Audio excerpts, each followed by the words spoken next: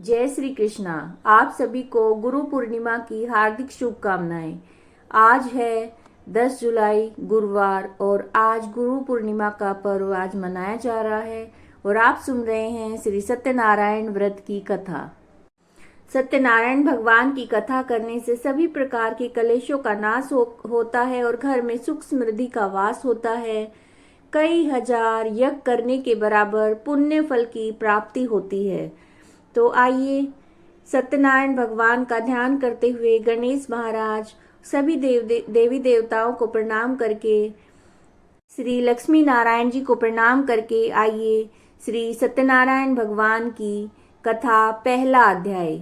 एक समय की बात है, नैमिषारण्य तीर्थ में शौनकादिक 88,000 ऋषियों ने श्री सूर्य जी से पूछा कि हे प्रभु, इस कलयुग में वेद विद्या रहित मनुष्यों को प्रभु की भक्ति किस प्रकार से मिल सकती है, उनका उद्धार किस प्रकार से हो सकता है। हे मुनि श्रेष्ठ, कोई ऐसा तप बताइए जिससे थोड़े समय में ही पुण्य मिले और मनवांछित फल भी मिल जाए। इस प्रकार की कथा सुनने की हम इच्छा रखते हैं। सर्व शास्त्रों के ज्ञाता सूर्य जी बोले, वैष्णवों में पूज्य, आप सभी ने प्राणियों के हित की बात पूछी है, इसलिए मैं एक ऐसे श्रेष्ठ व्रत को आप लोगों को बताऊंगा जिसे नारद जी ने श्री लक्ष्मी नारायण जी से पूछा था और लक्ष्मीपति ने मुनि श्रेष्ठ नारद जी से कहा था। आप सब इसे ध्यान पूर्वक सुनिए। एक समय की बात है, योगीराज नारद जी दूसरों के हित की इच्छा के लिए अनेकों लोकों में घूमते हुए मृत्यु लोक में आ पहुंचे और यहाँ उन्होंने अनेक योनियों में जन्मे प्राय सभी मनुष्यों को अपने कर्मों के द्वारा दुखों से पीड़ित देखा। उनका दुख देखकर नारद जी सोचने लगे कि क्या किया जाए, कौन सा ऐसा यत्न किया जाए जिसके करने से निश्चित रूप से मनुष्य के दुखों का अंत हो जाए। इसी विचार पर मनन करते हुए वो विष्णु लोक पहुंचे। वहाँ देवों के इस नारायण की स्तुति करने लगे, जिनके हाथों में शंख चक्र गदा और गले में वरमाला पहने हुए थे। उनकी वो स्तुति करने लगे। स्तुति करते हुए नारद जी बोले, भगवान, आप अत्यंत शक्ति से संपन्न हैं। मन और वाणी भी आपको नहीं पा सकती। आपका आदि मध्य और अंत नहीं है। निर्गुण स्वरूप सृष्टि के कारण भक्तों के दुख को दूर करने वाले आपको मेरा प्रणाम है। नारद जी की स्तुति सुनकर विष्णु भगवान बोले, मुनि श्रेष्ठ, आपके मन में क्या बात है? आप किस काम के लिए पधारे हैं, उसे निसंकोच कहें। इस पर नारद मुनि बोले, मृत्युलोक में अनेक योनियों में जन्मे मनुष्य अपने कर्मों के द्वारा अनेक दुखों से दुखी हो रहे हैं। हे नाथ, आप मुझ पर दया रखते हैं तो बताइए कि वो मनुष्य थोड़े से ही प्रयास से अपने दुखों से छुटकारा कैसे पा सकते हैं। श्री हरि बोले, नारद, मनुष्य की भलाई के लिए तुमने बड़ी अच्छी बात पूछी है। जिसको करने से मनुष्य मोह से छूट जाता है, वह बात मैं कहता हूँ, उसे सुनो। स्वर्ग लोक और मृत्यु लोक दोनों में एक दुर्लभ उत्तम व्रत है जो बेहद पुण्य देने वाला है। आज प्रेम वश होकर मैं तुम्हें उसके बारे में बताता हूँ। श्री सत्यनारायण भगवान का ये व्रत अच्छी विधान पूर्वक विधि पूर्वक करके मनुष्य तुरंत ही यहाँ सुख भोग कर मरने पर मोक्ष को पाता है। श्री हरि के वचन सुनकर नारद जी बोले, उस व्रत को का फल क्या है और क्या उसका विधान है? किसने इस व्रत को किया है? इस व्रत को किस दिन करना चाहिए? सारी बातें विस्तार पूर्वक कहिए। नारद की बात सुनकर श्री हरि बोले, दुख शोक को दूर करने वाला और सभी जगह विजय दिलाने वाला ये व्रत है। मानव को भक्ति और श्रद्धा के साथ शाम को श्री सत्यनारायण भगवान की पूजा करनी चाहिए। ब्राह्मणों और बंधुओं के साथ धर्मपरायण होकर पूजा करनी चाहिए। भक्ति भाव से नैवेद्य, केले का फल, घी, दूध और गेहूं का आटा सवाया ले। गेहूं के स्थान पर साठी का चूर्ण, शक्कर और गुड़ लेकर सभी भक्षण योग्य पदार्थों को मिलाकर भगवान का भोग लगाएं। ब्राह्मणों सहित बंधु बांधवों को भी भोजन कराएं। उसके बाद स्वयं भोजन करें। भजन कीर्तन के साथ भगवान की भक्ति में लीन हो जाएं। इस तरह से श्री सत्यनारायण भगवान का ये व्रत करने से मनुष्य की सारी इच्छाएं पूर्ण हो जाती हैं। इस कली काल में, कलयुग में, मृत्यु लोक में मोक्ष का यही एक सरल उपाय बताया गया है। ये श्री सत्यनारायण कथा का पहला अध्याय संपूर्ण हुआ। बोलिए श्री सत्यनारायण भगवान की जय। दूसरा अध्याय। सूत जी बोले, हे ऋषियों, जिसने पहले समय में इस व्रत को किया उसका इतिहास कहता हूँ, ध्यान से सुनो। सुंदर काशीपुरी नगरी में एक अत्यंत निर्धन ब्राह्मण रहता था। भूख प्यास से परेशान धरती पर घूमता रहता। ब्राह्मणों से प्रेम करने वाले भगवान ने एक दिन ब्राह्मण का वेश धारण करके उसके पास जाकर पूछा कि हे विप्र, रोज दुखी होकर इस पृथ्वी पर क्यों घूमते हो? दीन ब्राह्मण ने कहा, मैं निर्धन ब्राह्मण हूँ, भिक्षा के लिए इधर उधर धरती पर घूमता हूँ। हे भगवान, यदि कोई ऐसा उपाय जानते हो तो बताइए, अगर कोई जिससे मुझे इस सब से राहत मिले। वृद्ध ब्राह्मण कहता है, सत्यनारायण भगवान मनोवांछित फल देने वाले हैं, इसलिए तुम उनका पूजन करो। इसको करने से मनुष्य के सारे दुख दूर हो जाते हैं।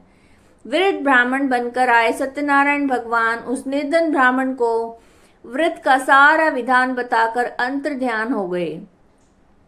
ब्राह्मण मन ही मन सोचने लगा, जिस व्रत को वृद्ध ब्राह्मण करने को कहकर गया, मैं उसे जरूर करूंगा। ये निश्चय ही करने के बाद उसे रात में नींद नहीं आई। सवेरे उठकर सत्यनारायण भगवान के इस व्रत का निश्चय करके भिक्षा के लिए चला। उस दिन निर्धन ब्राह्मण को भिक्षा में बहुत सा धन मिला, जिससे उसे बंधु बांधवों के साथ मिलकर श्री सत्यनारायण भगवान का व्रत संपन्न किया।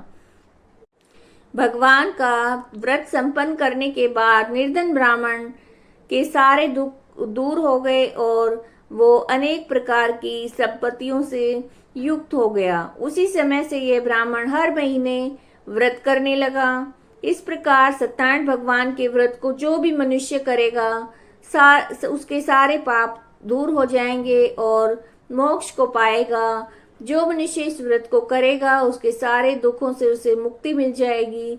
सूत जी बोले, इस तरह से नारद जी से नारायण जी का कहा हुआ श्री सत्यनारायण व्रत को मैंने तुमसे कहा। हे विप्रो, अब मैं और क्या कहूँ? ऋषि बोले, मुनिवर, संसार में उस विप्र से सुनकर किस किस ने इस व्रत को किया, हम इस बात को आपसे सुनना चाहते हैं, इसलिए हमारे मन में श्रद्धा का भाव है। सूत जी बोले, मुनियों, जिस जिसने इस व्रत को किया है वो सब सुनो। एक समय वही विप्र धन और ऐश्वर्य के अनुसार अपने बंधु बांधवों के साथ इस व्रत को करने को तैयार हुआ। उसी समय एक लकड़ी बेचने वाला बूढ़ा आदमी आया और लकड़ियां बाहर रखकर अंदर ब्राह्मण के घर में गया। प्यास से दुखी लकड़हारा उनको व्रत करते देखकर विप्र को नमस्कार करके पूछने लगा कि आप ये क्या कर रहे हैं? तो उन्होंने बताया कि भगवान सत्यनारायण का व्रत है, इसको करने भगवान सत्यनारायण का ये व्रत सभी मनोकामनाओं को पूरा करने वाला है और इन्हीं की कृपा से मेरे घर में धन धान्य में वृद्धि हुई है। विप्र से सत्यनारायण व्रत के बारे में जानकर लकड़हारा बड़ा प्रसन्न हुआ। चरणामृत लेकर प्रसाद खाने के बाद अपने घर को गया। लकड़हारे ने मन में संकल्प किया कि आज लकड़ी बेचने से जो भी धन मिलेगा उसी से श्री सत्यनारायण भगवान का उत्तम व्रत करूंगा। मन में ऐसा विचार लेकर बूढ़ा आदमी सिर पर लकड़ियां रखकर उस नगर में बेचने को गया जहां धनी लोग ज्यादा रहते थे। उस नगर में उसे अपनी लकड़ियों का दाम पहले से 4 गुना अधिक मिला। बूढ़ा प्रसन्नता के साथ दाम लेकर केले, शक्कर, घी, दूध, दही और गेहूं का आटा लेकर श्री सत्यनारायण भगवान के व्रत की सारी सामग्रियां लेकर अपने घर को गया। वहां उसने अपने बंधु बांधवों को बुलाकर विधान पूर्वक सत्यनारायण भगवान का पूजन और व्रत किया। इस व्रत से के प्रभाव से बूढ़ा लकड़हारा धन पुत्र आदि से युक्त होकर संसार के सभी सुख भोग कर अंत में बैकुंठ धाम को गया। ये श्री सत्यनारायण भगवान की कथा का दूसरा अध्याय संपूर्ण हुआ। बोलिए श्री सत्यनारायण भगवान की जय। तीसरा अध्याय। सूत जी बोले, हे श्रेष्ठ मुनियों, अब आगे की कथा कहता हूँ। पहले समय में उल्कामुख नाम का एक बुद्धिमान राजा था। वो सत्यवक्ता और जितेंद्रिय था। प्रतिदिन देव स्थानों को जाता, निर्धनों को धन देकर उनका कष्ट दूर करता। उसकी पत्नी कमल के समान मुख वाली तथा सती साध्वी थी। भद्रशिला नदी के तट पर उन दोनों ने श्री सत्यनारायण भगवान का व्रत किया। उसी समय साधु नाम का एक वैश्य आया और उसके पास व्यापार करने के लिए बहुत सा धन भी था। राजा ने उसे व्रत करते देखकर विनय के साथ पूछने लगा कि हे राजन, भक्ति भाव से पूर्ण होकर आप ये क्या कर रहे हैं? मैं सुनने की इच्छा रखता हूँ, आप मुझे बताएं। राजा बोला, हे साधु, अपने बंधु बांधवों के साथ पुत्र आदि की प्राप्ति के लिए एक महाशक्तिमान श्री सत्यनारायण भगवान का व्रत और पूजन कर रहा हूँ। राजा के वचन सुनकर साधु आदर से बोला, राजन, मुझे इस व्रत का सारा विधान कहिए। आपके कहे अनुसार मैं इस व्रत को करूंगा। मेरी भी संतान नहीं है। मैं इस व्रत को करने से निश्चित रूप से मुझे संतान की प्राप्ति होगी। राजा से सारे व्रत का विधान सुनकर व्यापार से निवृत्त होकर वो अपने घर को गया। साधु वैश्य ने अपनी पत्नी को संतान देने वाले इस उत्तम व्रत का सारा वृतांत सुनाया और कहा कि जब मेरी संतान होगी तब मैं इस व्रत को करूंगा। साधु ने इस तरह के वचन अपनी पत्नी लीलावती को कहे। एक दिन लीलावती पति के साथ आनंदित होकर सांसारिक धर्म में प्रवृत्त होकर सत्यनारायण भगवान की कृपा से गर्भवती हुई और 10वें महीने उसने एक सुंदर कन्या को जन्म दिया। दिनों दिन वो कन्या इस प्रकार से बढ़ने लगी जैसे शुक्ल पक्ष का चंद्रमा बढ़ता है। माता पिता ने अपनी कन्या का नाम कलावती रखा। एक दिन लीलावती मीठे शब्दों में अपने पति को बोली कि आपने भगवान सत्यनारायण का व्रत करने का संकल्प किया था, उसे करने का समय आ गया है, इस व्रत को करिए। साधु बोला, प्रिय, इस व्रत को मैं इसके विवाह पर करूंगा। इस प्रकार अपनी पत्नी को आश्वासन देकर वो नगर को चला गया। कलावती पितृ गृह में वृद्धि को प्राप्त हो गई। साधु ने एक बार नगर में अपनी कन्या को सखियों के साथ देखा तो तुरंत ही दूत बुलाया और कहा कि मेरी कन्या के लिए योग्य वर देख कर लाओ। साधु की बात सुनकर दूत कंचन नगर पहुंचा। वहां देखभाल करके लड़की के लिए सुयोग्य वाणिक पुत्र को ले आया। सुयोग्य लड़के को देखकर साधु ने बंधु बांधवों को बुलाकर अपनी पुत्री का विवाह कर दिया। लेकिन दुर्भाग्य की बात यह थी कि साधु श्री सत्यनारायण भगवान का व्रत करना भूल गया। इस पर श्री सत्यनारायण भगवान क्रोधित हो गए और श्राप दिया कि साधु को दारुण दुख मिले। अपने कार्य में कुशल बनिया जमाई को लेकर समुद्र के पास स्थित होकर रतनसारपुर नगर में गया। वहां जाकर दामाद ससुर दोनों मिलकर चंद्रकेतु राजा के नगर में व्यापार करना आरंभ कर दिया। एक दिन भगवान सत्यनारायण की माया से एक चोर राजा का धन चुराकर भागा जा रहा था।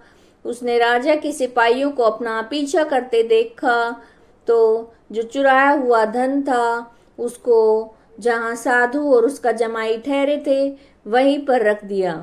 राजा के सिपाहियों ने साधु वैश्य के पास राजा का धन पड़ा हुआ देखा तो उन दोनों को बांधकर राजा के पास ले गए और कहा कि महाराज, ये 2 चोर हम पकड़ कर लेकर आए हैं, आप आज्ञा दें।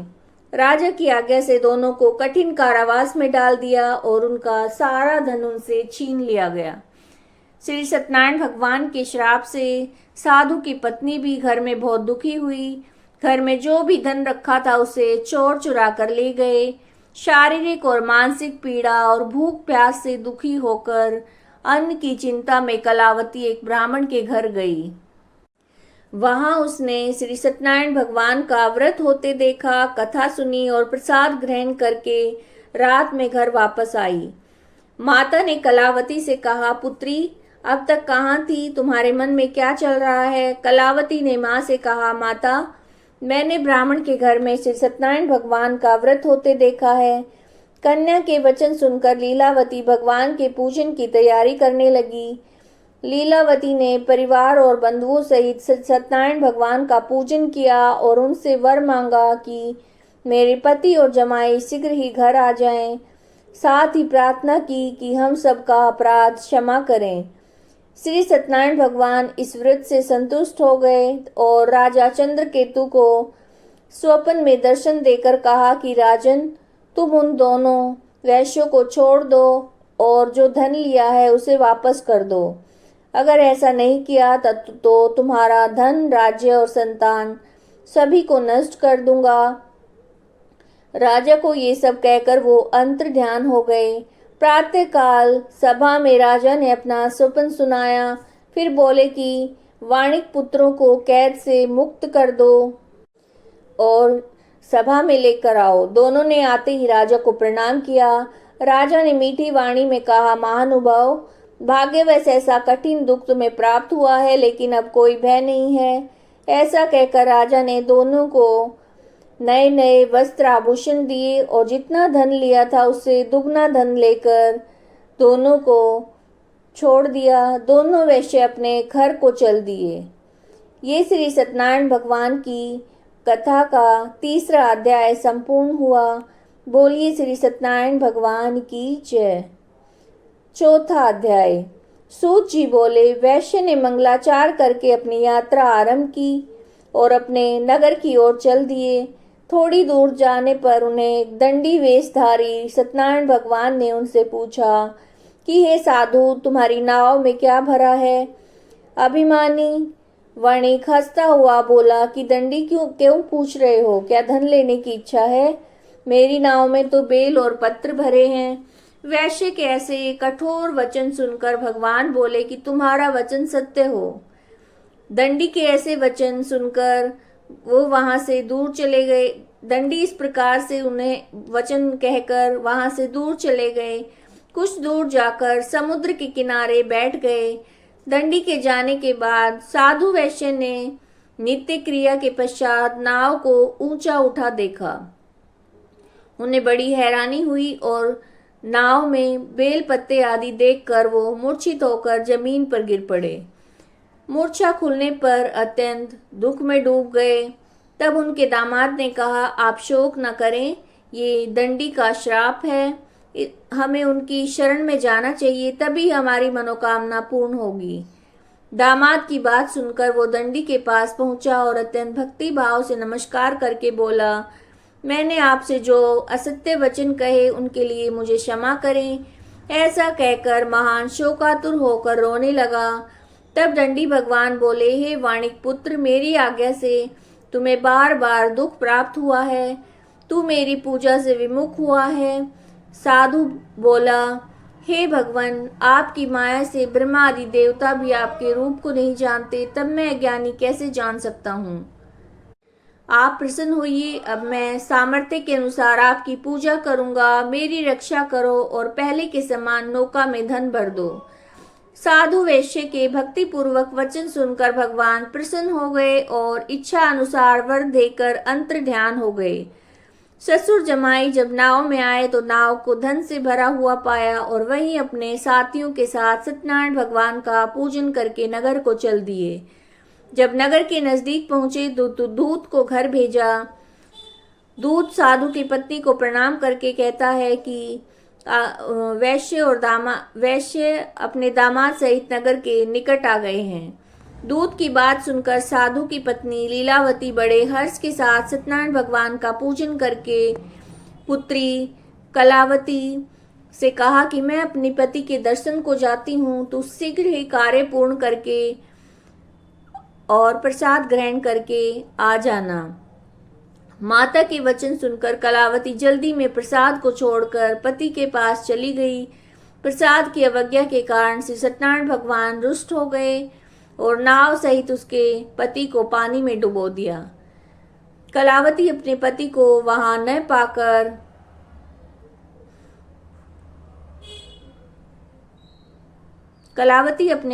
वहां न पाकर रोती हुई जमीन पर गिर गई और